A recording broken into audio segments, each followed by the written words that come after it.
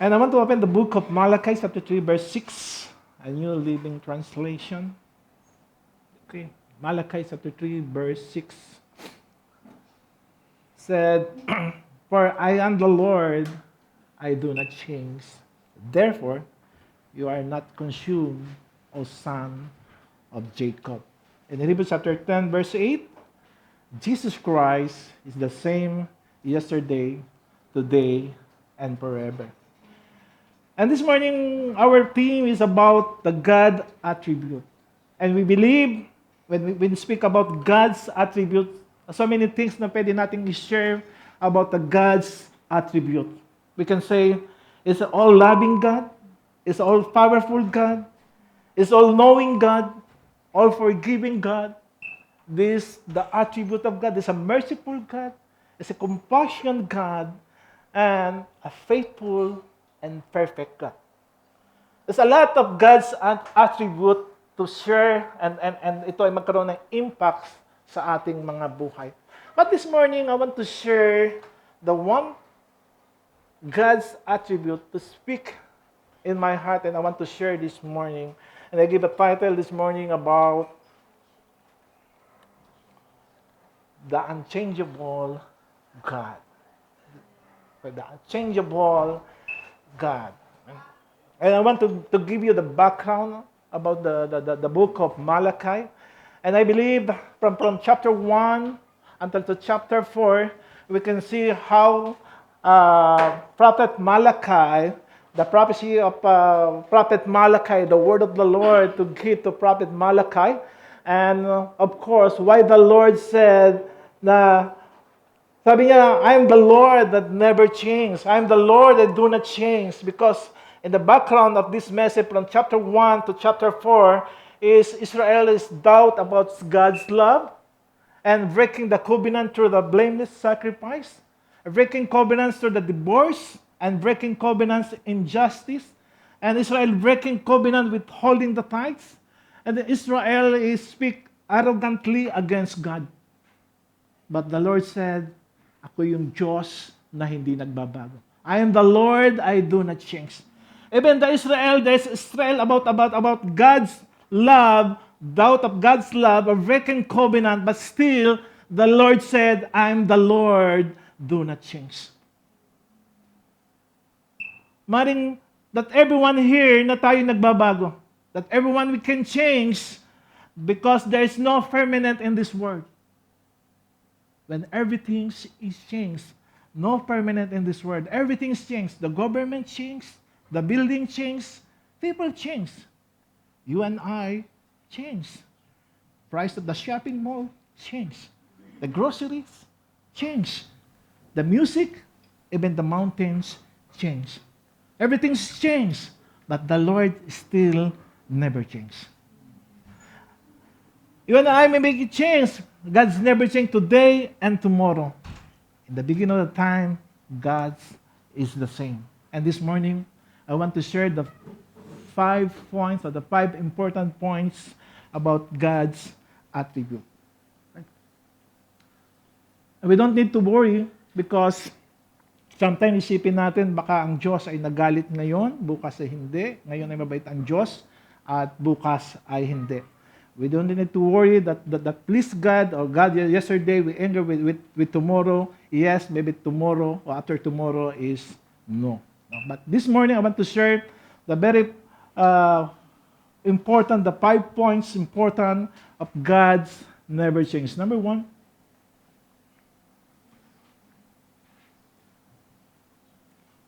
if you remember the book of Malachi, this is the last book chapter in the Old Testament. And the Lord said, and Malachi chapter 3, verse 6, for I am the Lord, I do not change. This is the last chapter, or the last book of the Old Testament. And the book of Revelation, chapter 22, verse 3, this is the last book and chapter of the New Testament. Sabi ng Lord, in Revelation 72, verse 33, I am the Alpha and Omega, the first and the last, the beginning and the end. Kung ang Diyos noon, ngayon, magpakilaman ay hindi nagbabago, ito ay pinatunayan niya from the Old and the New Testament. The book of Revelation, chapter 22, verse 23, this is the last book of chapter of New Testament, and the Lord said, I am the Alpha and the Omega, the first and the last, in the beginning and the end. Ang Diyos kailanman ay hindi nagbabago. Nangako siya for the Old Testament, and the last chapter in the Old Testament, even the last book of the New Testament, I am the Alpha and Omega, the first and the last, the beginning and the end. Amen? When you talk about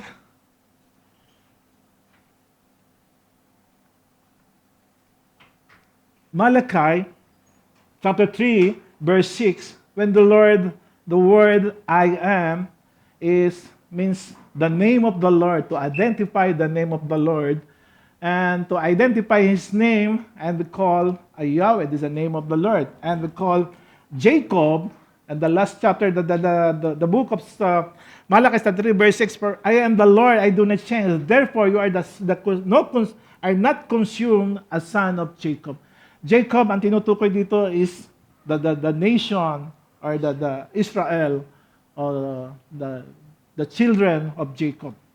And this morning, I want to share the number one, why the Lord is not changed.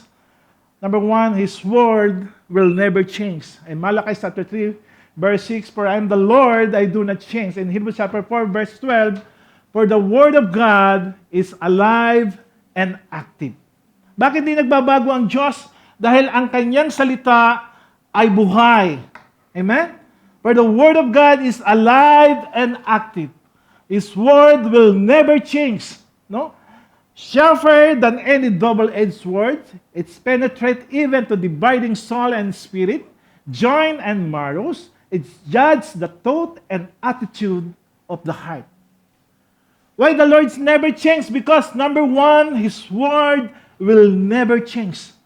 Why never change? Because for the word of God is alive and active. Ito ay buhay ang salita ng Diyos. At kahit kailan, ito ay hindi nagbabago. In Matthew 24, verse 35, heaven and earth will pass away, but my word will never pass away. Hindi nababago ang salita ng Diyos. Never change yung salita ng Diyos. Hindi nagbabago ang Diyos dahil ang kanyang salita simula noon hanggang ngayon ay hindi ito nababago. Heaven and earth will pass away, but my word will never pass away. Can you imagine how the word of God from the time of the Old Testament until the New Testament ay hindi ito nabago? The Word of God, or the Bible, is unique. Why? Number one, it's written over a 1,500 years of span. The Word of God, the Bible, is unique. Why? Written over a 1,500 years, 1,500 years of a span, no? Written over 40 generations, written by more than 40 authors, written in different style, written in different places, written in peace and war, written in 3 continents, written in 3 languages, hundreds of controversial topics, and most translated, number 1 bestseller ever, always. Can we give a clap offering sa ating Diyos? This is the Word of God, and span a length of 1,500 years. Hindi ito nabago. Bakit? Dahil ito ay buhay. Amen? 2 Corinthians chapter 3, verse 3. Maring ang salita ng Diyos, nasulat ito sa iba't ibang bagay. The Word of God, they're written in the stone, in the clay, and the leather. Ano pa? Papyrus. And many things na nasulat ang salita ng Diyos. Pero yung layunin ng Diyos, hindi ito nabago. Ang salita ng Diyos, hindi ito nabago. And 2 Corinthians chapter 3, verse 3, sabi ng salita ng Diyos, ngayon ang salita ng Diyos ay nasulat ito sa ano? Sa inyong mga puso. Amen? And the Word of God is written in our heart. Kaya nga ito buhay, kaya nga ito nababago ang salita ng Diyos. Kaya nga nagbabago ang buhay ng isang tao dahil ang salita ng Diyos ay buhay. Of course, there's a different names of the scriptures. The name of the Bible, the name of the scripture, they call in the Old Testament, they call the scripture. Ito ay nasulat in Matthew 22, verse 29, the New Testament. Jesus replied, you are in error because you do not know the scriptures of the Word of God. The scriptures, the Holy Scriptures, in Romans chapter 1, verse 2. The gospel He promised beforehand through His prophet in the Holy Scriptures. They call in the New Testament the Scriptures, the Holy Scriptures, and the oracle of God's. And Hebrews chapter 4, verse 12, they call the Word of God. Even the different name translation ang nasali ng salita ng Diyos, but yung salita ng Diyos, kahit kailan ito ay hindi na bago. Even so many things na translation ng Biblia, different language, different name, but sabi ng salita, the scripture, in Matthew 22, verse 20, Jesus replied, you are error because you do not know the scriptures of the word of the power of God. Even the different name and scriptures, pero yung salita ng Diyos, yung layunin ng Diyos, hindi ito nababago. Amen? Hindi nababago. His will and purpose will never change. Number 2. His will and purpose will never change. Una, hindi nababago ang salita ng Diyos. Pangalawa is His will and purpose will never change. Kaya nga ang salita ng Diyos, kahit kailan, kapag ito'y natanim sa puso ng isang tao, ito ay nababago. Nababago ang buhay ng isang tao. Yung dating pinakamasama, yung dating hindi maganda ang ugali, yung dating sinungaling, yung dating lasinggero, chismosa, ito ay nababago dahil ang salita ng Diyos ay buhay. Amen? Hindi lang ito buhay, but sabi doon, alive and active. Meron kasing buhay na walang kabuhay-buhay. Amen? Kaya nga minsan, kapag napakinggan natin ang salita ng Diyos, ang buhay ng tao ay nababago dahil ito ay salita ng Diyos. Ito ay buhay. Simula noon hanggang ngayon, hindi ito nababago. Number 2, His will and purpose will never change. Proverbs 19, verse 21, NIV version.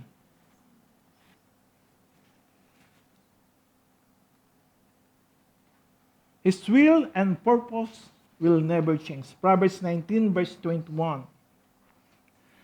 Many are the plans in a person's heart, but it is the Lord's purpose that prevail. Everyone here, meron tayong kanyang plano, meron tayong binabalak, meron tayong gustong gawin, but sabi ng Panginoon, His will and purpose will never change. Still, yung plano ng Diyos ay hindi ito nababago sa buhay natin. Many are the plans in the person's heart, but it is the Lord's purpose that prevail. And New King James Version, there are many plans in the man's heart, nevertheless, the Lord's counsel that will stand. Laging naroon ang pangako ng Diyos, yung will ng Lord never change sa buhay natin. Kung ikaw'y lumayo ngayon sa Diyos, kung ikaw'y bumalik sa dati mong buhay, pero yung plano ng Diyos still nasa atin. Ang hinintay lang Diyos ay tayo manumbalik sa Kanya. And must be many plans are in a person's heart, but but advice of the Lord will stand. So very important, yung will of the Lord, yung purpose ng Lord ay makita natin.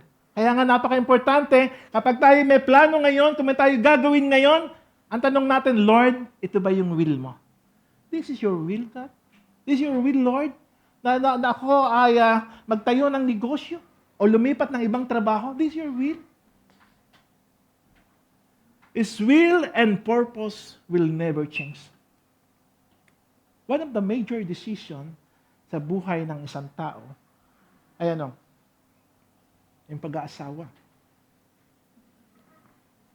Amen ba? Amen. Of course. One of the major decisions ng tao ay yung to making decision to get it married. Ito yung malaking decision sa buhay ng tao. Because once you get married and you fail, suffer. Suffer rin ang dadanasin mo. No? Magsasuffer ka ng matindi. No? Kaya nga very important kung tayo magmamahal, kung tayo hahanap ng taong makakasama habang buhay, pag sinabi natin yes, sana ang Lord yes din sa taong yan. Amen? Kung nag-fail ka ngayon, maraming pagkakataon nung binibigay ang Diyos. Hindi ibig sabihin, nag-fail ang marriage mo ngayon, fail ka na habang buhay. No. There's a lot of chance na binibigay ang Diyos. Kung nag-fail ka ngayon, maraming pintuang bubuksan ang Diyos sa buhay mo. Kung nagkamali ka sa taong yon, yung pagsusunod na tao, huwag ka nang magkakamali. Amen. Ipanalangin mo na yan. Amen. Iluhod mo na yan sa Panginoon. Amen. Praise God. Dami ato nakaka-relate. Amen? So very important, lalo na kapag tayo gagawa ng decision, Lord, ito ba yung will mo? Ito ba yung plan mo, Panginoon? Kung gagawa tayo ng decision, Panginoon, maaaring ideya natin ay, katulad kagabi, Lord, ang ganda ng trabaho ng taong ito. Ang galing ng kanyang pamilya, ang background niya. Mabait yung taong siya. Ang problema, hindi siya Kristiyano, Panginoon. Sometimes, God's idea, but hindi ito idea ng Diyos. For example, sometimes, yung ating idea ay maganda, but this is not God's idea. Good idea na kapag asawa tayo, nasinigin natin mabuti, but ito ba yung purpose ng Diyos? Ito ba yung nais ng Diyos sa atin? His will and purpose will never change. In Micah chapter 6, verse 8, His will is to walk with Him. Kung bakit di nagbabago ang naisin ng Diyos, yung plano ng Diyos, His will is to walk with Him. He show you a mortal what's good and what is thus the Lord required of you. To act justly and to love mercy and to walk humbly with your God. This is the will of God. To act justly and to love mercy and to walk humbly with your God. This is the will of God. 1 Peter chapter 2, verse 13 to 15. Do good. This is the will of God. Submit yourself for the Lord's sake to every human authority, whether to the emperor or the supreme authority or to governor who are sent by Him to punish those who do wrong and to commend those who do right. For it is God's will that by doing good you should silence the ignorant talk of foolish people. His will is to walk with Him and do good. Submit yourself for the Lord's sake to every human authority. Huwag tayong maging laging mapagpuna, lalo sa ating mga gobyerno, lalo sa mga authority. Because ito ay magre-reflect din sa atin. Amen? Number 3. His plan and will never change. Yung plano ng Diyos, ito ay hindi nagbabago. Psalms 33 verse 11 in the book of Nasby. The plan of the Lord stand forever, the plan of His heart from generation to generation. Wow. Yung plano ng Diyos, His plan will never change. The plan of the Lord stand forever, the plans of His heart from generation to generation. Wow. Kung lalakad ka pala doon sa plano ng Diyos, ito tatakbo to sa saling lahi mo, generation to generation, because you stand the promise and the plan of God. Jeremiah 29 verse 11. For I know the plan I have for you, declare the Lord's plan to prosper you, not to harm you, plans to give you hope and a future. Just claim yung pangako ng Diyos. Let's claim the promise of God, for I know the plan I have for you, declares the Lord. Plan to prosper you. Maybe you have a plan now, but merong magandang plano ang Diyos sa buhay mo. Amen? Minsan napupunta tayo sa mga bagay na hindi maganda, but Lord, minsan dinadaan tayo ng Panginoon sa mga bagay na minsan masakit. Minsan mahirap. Pero minsan, Pinapadaan tayo ng Diyos sa mga ganyang pangyayari sa ating buhay upang tayo turuan at hubugin. Amen? For I know the plans I have for you, declare the Lord. Plans to prosper you, not to harm you, and plans to give you hope in the futures. And number 4. Remember this before number 4? Sometimes God's plans are different than ours. But there's always a reason for it. Amen? Sometimes God's plans are different than ours. But there's always a reason for it. No matter what happened, remember that God has a different purpose and path for all of us. Amen? Remember this?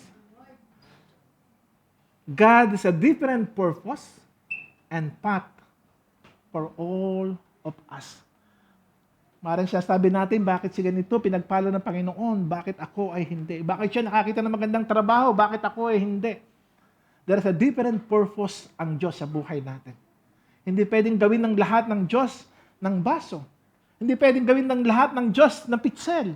Hindi pwedeng gawin ng lahat ng Diyos na tigapagturo. There's a different purpose ang Diyos sa buhay natin. Kung bakit ka ginawang baso, dahil diyan ka gagamitin ng Panginoon mightily. Kung ginawa ka ng Diyos pitsel, diyan ka gagamitin ng Diyos mightily.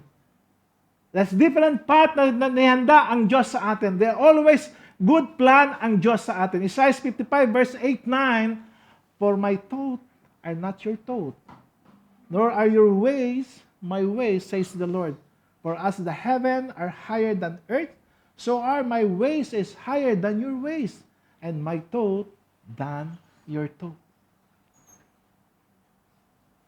Why? Because yung tao, limitado lang yung ating kaisipan. Yung tao, limitado lang yung ating kakayahan. Limitado lang yung ating skill. Limitado lang yung ating iniisip.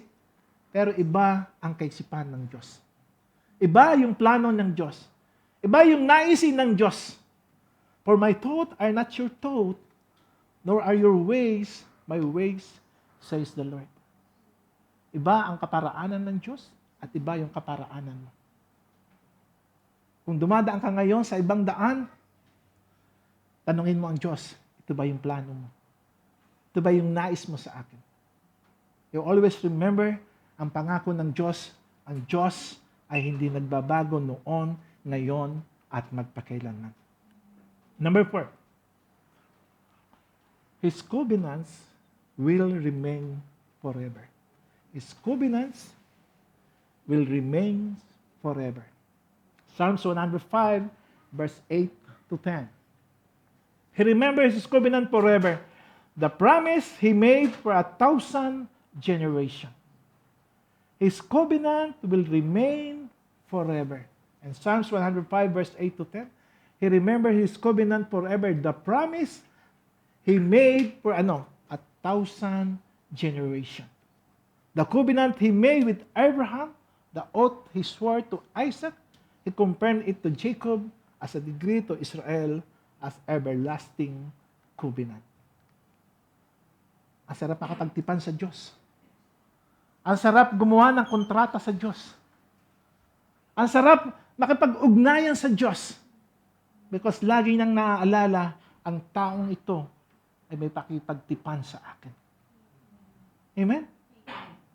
Ang anak mong ito may pakipagtipan sa atin, maaaring ikaw ay nakalimutan mo. Pero ang Diyos, di niya makakalimutan ang pakipagtipan niya sa iyo. He remembers His covenant forever, the promise He made for 1,000 generations. To Abraham, to Jacob, to Isaac. Hindi niya nakalimutan yung pangako niya sa mga tao na naging tapat sa Kanya. His covenant will remain forever. And He compared it to Jacob as a decree to Israel as everlasting covenant. Ganyan makapagtipan ang Diyos. Kaya nga tayo, pag sinabi natin, Lord, gusto kong gawin. Gusto kong maging matapat sa iyo. Gusto na maging faithful sa ministry, Panginoon. Lord, nagko-commit na ako sa ministry. Hindi ko nasasayangin yung oras ko. This is a kind of covenant natin sa Diyos. Kung tayo makipagkubinan sa Diyos, tuparin natin. Dahil alam natin, ang Diyos tutupad sa atin. Amen?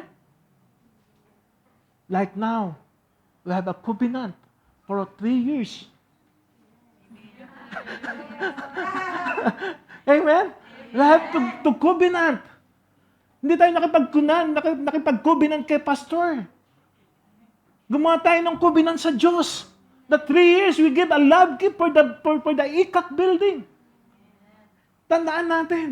Yung pangakong yan, yung pakipag-covenant natin sa Diyos, hindi ito nakakalimutan ng Diyos. At sana, hindi rin tayo makalimot. Nandito Sister Golda, Sister Pam, and Sister Shah. Magpapaalala sa inyo. Amen? This is the kind of covenant, yung katapatan natin sa Diyos. Kasi kapag nagbitaw tayo ng salita, alam ng Diyos yun. Naririnig ng Diyos yun. This is a kind of covenant. Sabi ng Panginoon, kay Jacob, kay Isaac, kay Abraham, 1,000 generation, hindi ko nakakalimutan yung pangako ko sa inyo. Ako yung Diyos noon, ngayon, at magpakailanman. Ang Diyos na hindi nagbabago. His covenant will remain forever. 1 Peter chapter 2, verse 9. Our inheritance through Christ Jesus. Kung bakit natin kiniklaim yung pangako ngayon? Because our inheritance through the Christ of blood. But you are a chosen generation, a royal priesthood, a holy nation, His own special people, that you may proclaim the praises of Him who called you out of darkness into marvelous light. Kung ang Diyos nangako noon kay Abraham, kay Isaac, kay Jacob, meron tayong inheritance to Christ Jesus. Our inheritance to the Christ of Jesus, the blood of Jesus. But you are a chosen generation. Sabihin mo nga katabi mo ngayon. But you are a chosen generation. Amen. A royal priesthood, a holy nation, His own special people, that you may proclaim the praises of Him who called you out of darkness into His marvelous light. What does it mean, special people?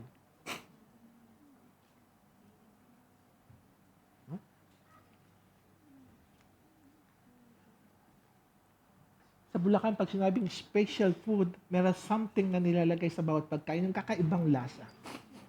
Amen?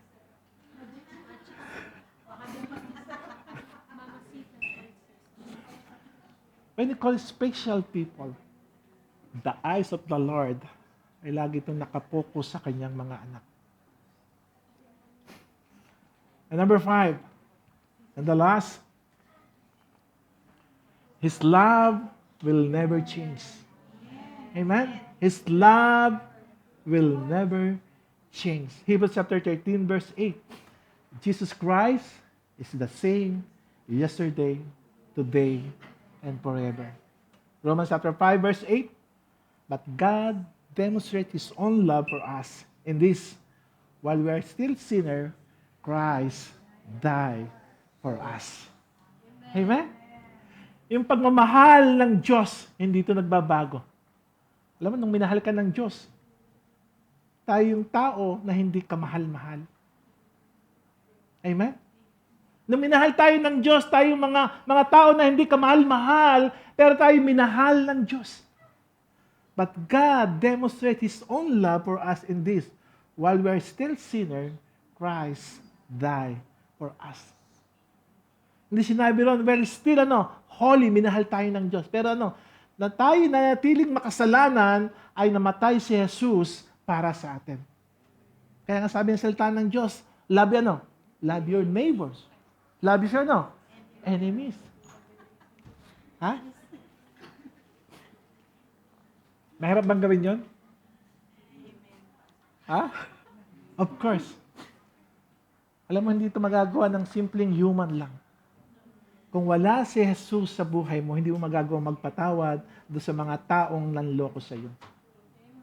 Iniwan ka na lang pagkatapos niyang nakuha ang bagay na gusto sa iyo. No? Hindi mo magagawang magpatawad kung wala si Kristo sa ating mga buhay.